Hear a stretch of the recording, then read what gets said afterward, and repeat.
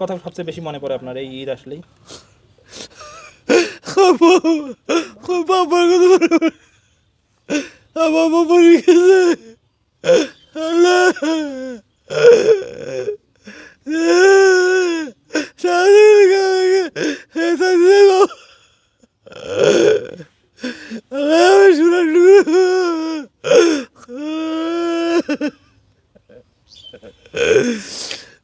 আমার কিছু নাই বাবা, আমার কিছু নাই, আমি অসহায়, আমার কেউ নেই। তা তুমি আমার কিছু আল্লাহ। আসলে আগে থেকেই তো অসহায় হয়ে গেছি, স্ত্রী মারা গেছে, একা আগে থেকেই একা, এখনও এই একাই, ভালোই লাগছে। ঈদে স্ত্রী সন্তান পাশে থাকলে ঈদ আরও আনন্দকর ভালো লাগতো, না থাকার কারণেই এখন এইভাবেই জীবন যাপন করতেই হচ্ছে। বাপও নাই, মাও নাই, স্বামীও নাই, ছেলে একটা ছিল বাবা, ছেলেটাও আমার মারা গেছে। এখানে আব্বা আমাকে নিয়ে আসি, এখানে খুব ভালো আছি। পরিবার থাকি হলো ভালো, কিন্তু এখানেও বেশি ভালো লাগেছে।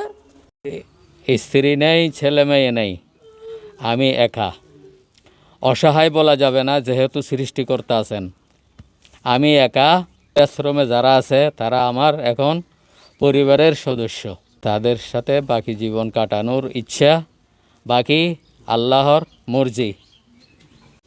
ছেলে না পাইলে পালাইবি, ছেলে না পাইলে থাকা এভাবে ছেলে সন্তান থাকতে আমি সুন্দরভাবে দিন কাটাইতাম। এখন নাই বাবা আমার গরু, এখন আমি বৃদ্ধ আশ্রমত আছি, সাজ বাবা ধরিয়েছে।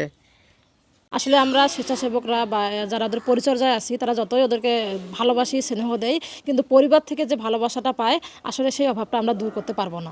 ঈদ আসলে ওদের মাঝে পরিবারের স্মৃতিটাই বেশি বিরাজ করে, যে ওরা সন্তানের সাথে, পরিবারের সাথে, কেউ স্বামীর সাথে, কেউ বা বাবা মার সাথে থাকলে হয়তোবা তাদেরকে অতটা খুব শান্তিতে কাটতো, ভালো কাটতো ঈদটা। আপনারা এই আর কোনো সময় না পান, সারা বছরে কোনো সময় না পাইলেও দুই ঈদে আপনারা আপনাদের পরিবারের সঙ্গে ঈদ করার চেষ্টা করবেন। বাবা মাকে নিয়ে যাবেন, যদি বাবা মাকে নিয়ে যাওয়া আপনারা আসলে বোঝা মনে করেন, সেক্ষেত্রে এখানে দুই ঈদে অন্তত বাবা মার সঙ্গে আপনারা দেখা করে যাবেন, এবং আপনারা সবসময় অধীর আগ্রহে থাকে কখন আমার সন্তান আসবে।